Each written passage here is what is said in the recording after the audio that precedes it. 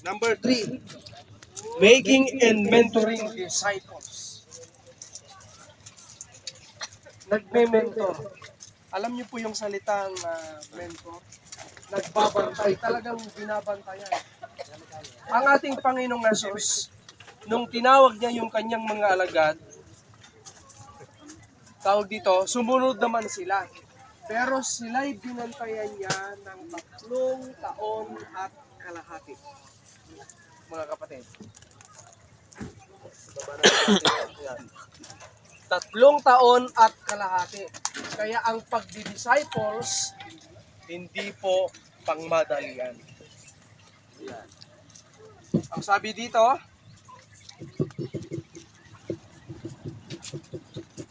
discipling according to Olden implies the responsibility of disciples helping one another to develop and mature as disciples.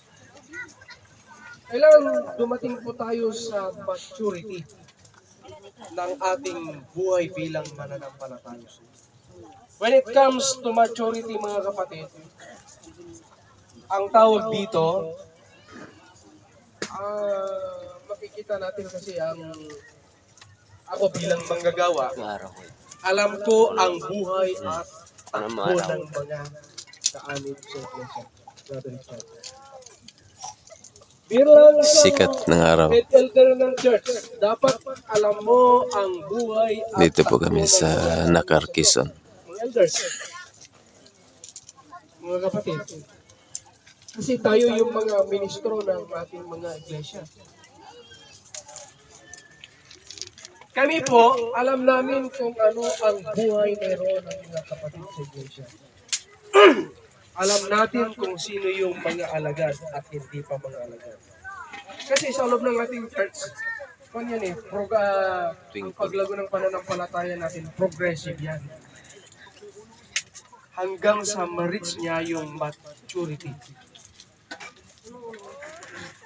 Gaya ng aking binanggit, kaya ang ating church ay may malaking Dito po problema kami sa outing dahil ng hindi lahat Painahan Church. dumarating sa pagiging maturity. Alam niyo po yung isang puno na ito? Hindi ko alam kung lalaki ito. Sa tingin ninyo? Ha? Mukhang hindi na. Lalago yan. Ang tawag dyan ay bonsai.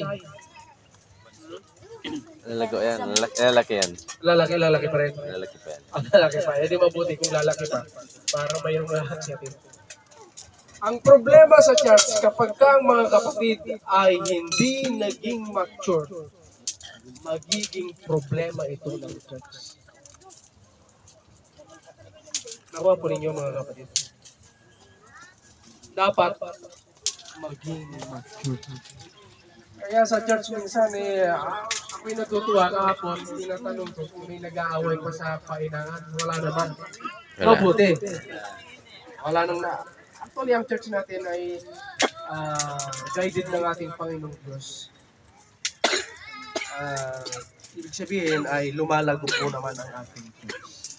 Iniiwanan na natin yung mga hindi magagandang bagay sa ating buhay. Bahagi po yan ng paglago.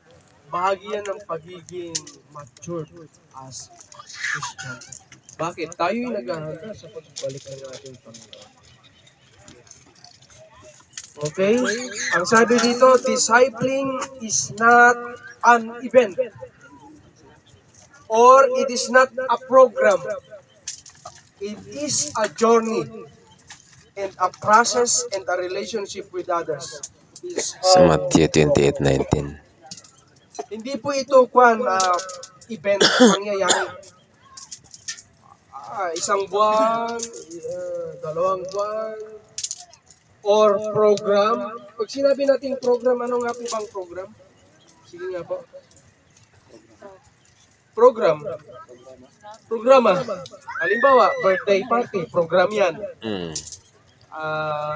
Itong ginagawa natin, program. Mayroong presider, opening prayer, may speaker, program po yan.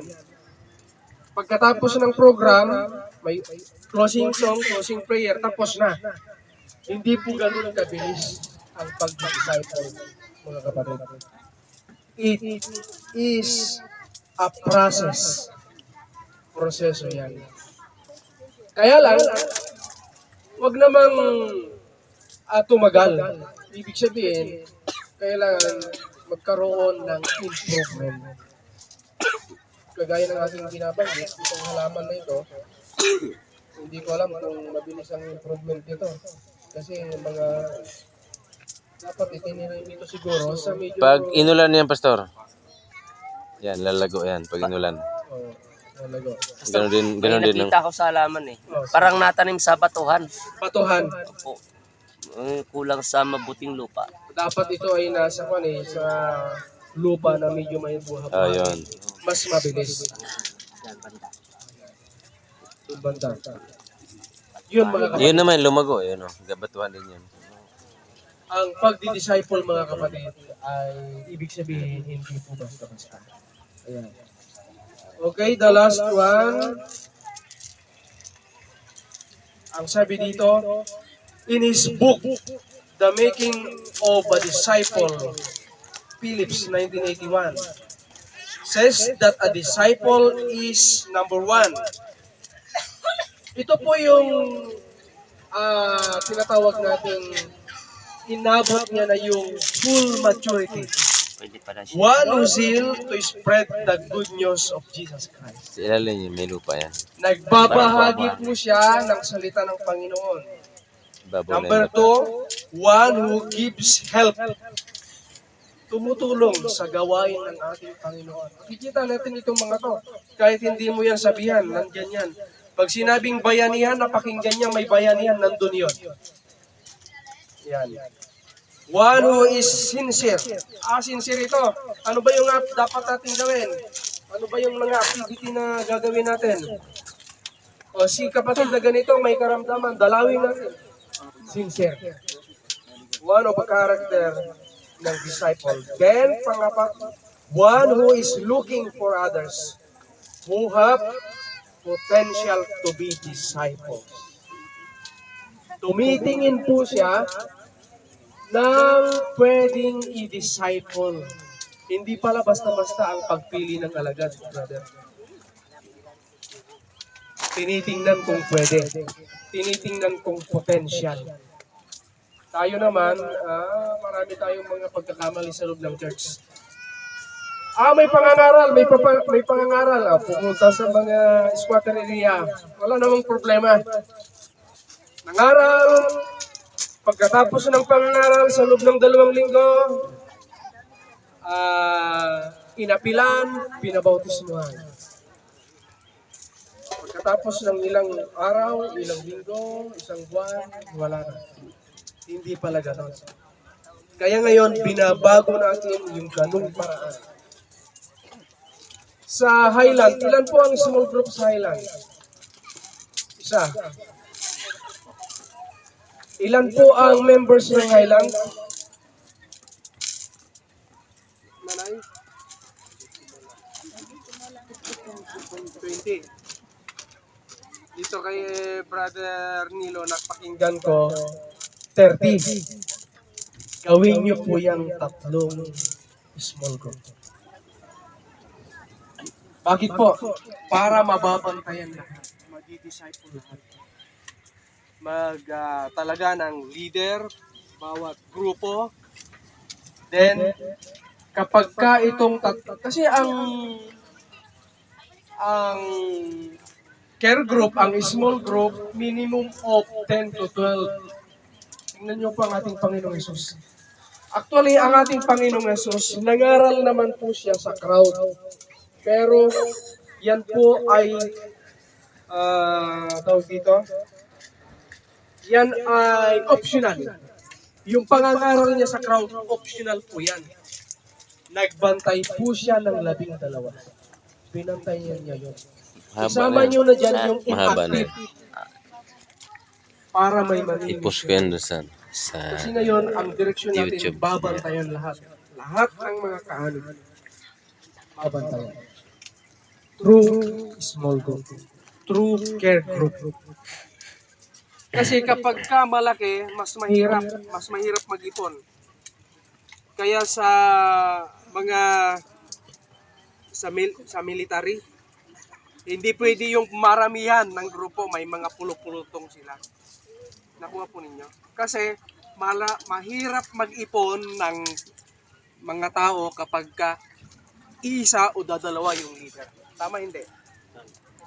Pero pagka marami, may leader sa 10, mga kapatid, may leader sa isa, may leader sa 2, mas mabilis, mas mababantayan lahat ang mga kaanib sa iglesia. Kasi pastor, aaminin po namin, kung pastor ang magbabantay sa lahat ng mga kaanib, hindi kaya. Hindi po kaya. Kaya mayroon po tayong mga elder sa church. Sila po yung mga pastor sa church. May mga small group leader tayo, sila yung magpapastor sa small group. Sa 10, leader sa yung magiging pastor doon. Ako naman po bilang isang district pastor sa loob sa ating distrito, ang babantayan ko yung mga elders. Kumusta na? Anong ginagawa natin dyan? So, ganyan po ang direction na. Kapag ganito ang nangyari, walang mawawala sa loob ng iglesia. Amen. Walang mawawala. At ang lahat ng mga kaanib ay maihahanda sa malapit na pagbabalik ng ating Panginoon. Amen po ba? Amen.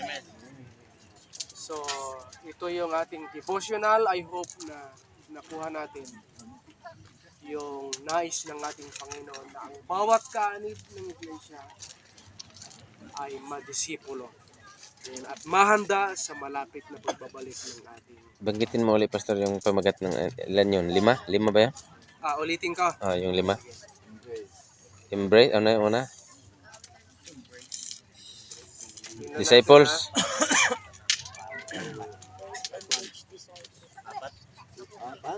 Apat lang ba yun? Mabuti ako yung naging pastor nyo, yung turo ito nung nakaraan eh. Okay. Empower. Embrace. Embrace. Ikaw sister, ilang taon ka na sa Adventist?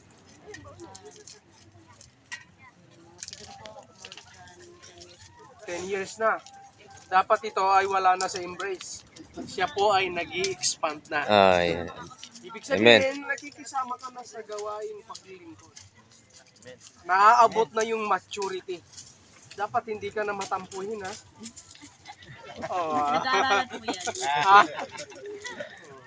Sunod. Sige. Pinag-aaralan. Tingnan mo, nag-aaral pa rin. 10 years na. Sunod, Pastor. So, kailangan magising tayo sa katotohanan, mga kapatid. Embrace, engage, empower, then expand. Expand. Expand. Ready na itong mga to. Mangaral na. Sumalubong sa Panginoon, Yeah. kagaya ni Nangangaral na yan. Okay, Expand. umulan na. Pagpalain tayo ng ating Panginoon. Amen.